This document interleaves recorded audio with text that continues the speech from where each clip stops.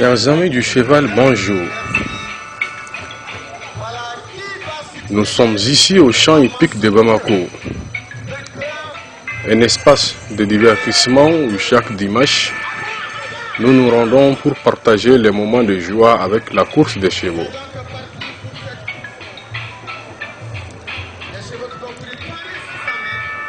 En effet, la course des chevaux, qui reste notre seule passion, a fait du cheval un ami fidèle de tous les jours. C'est pourquoi nous sommes heureux quand ces chevaux se portent bien et tristes lorsqu'ils ne le sont pas. Aujourd'hui,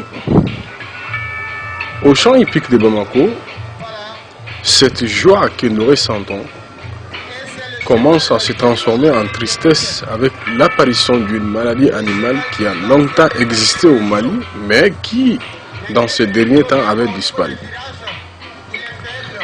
C'est une maladie dont ni moi, ni les entraîneurs, non moins les propriétaires que j'ai rencontrés, ne connaissent son nom en français.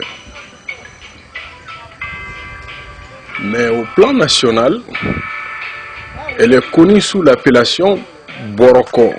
C'est l'une des dangereuses maladies qui attrape généralement les chevaux. Chaque fois qu'elle fait son apparition, presque la totalité des chevaux de course atteints seront au repos, car non seulement la douleur de cette maladie est insupportable, mais elle fait baisser considérablement la performance du cheval. Cette année, environ les 2/3 des chevaux des écuries visitées sont arrêtés à cause de cette maladie qui se manifeste par l'apparition des boutons et des traces sur le corps du cheval. Lorsque je me suis renseigné auprès des entraîneurs sur la manière dont cette maladie est traitée, on m'a fait savoir que quelques-uns des entraîneurs utilisent l'antibiotique Ivomec. Par contre, la majorité préfère le traitement traditionnel car ils affirment que certes, l'antibiotique Ivomec réduit l'effet de la maladie, mais semble être peu efficace parce que non seulement il ne tue pas complètement le virus, mais aussi son utilisation joue négativement sur la performance du cheval. C'est pourquoi ils sont nombreux, les entraîneurs qui préfèrent le traitement traditionnel, qui consiste à percer la partie atteinte par un fer bien chauffé. Et cette partie percée devient une plaie ouverte et laisse parfois des traces sur le corps du cheval pour toujours. Ces endroits ainsi percés laissent couler du pus pendant un moment et se cicatrisent après. À vrai dire, ce traitement fait mal et même les spécialistes en la matière sont conscients de cela. Mais que faire?